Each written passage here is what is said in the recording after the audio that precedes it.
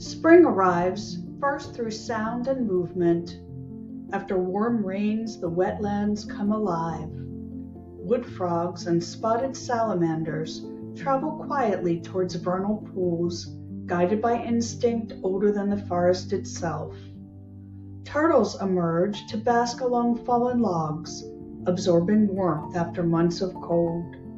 By day, the sky tells its own story. Hawks and eagles circle on rising thermals, returning with the strengthening sun. Songbirds like the black-capped chickadee begin nest building, gathering twigs and fibers with patient precision. These animals move when the time is right, not early, not late. Watching them teaches us a different kind of knowing, one shaped by timing, attention, and relationship. In spring, the forest reminds us that wisdom arrives not through force, but through readiness and response.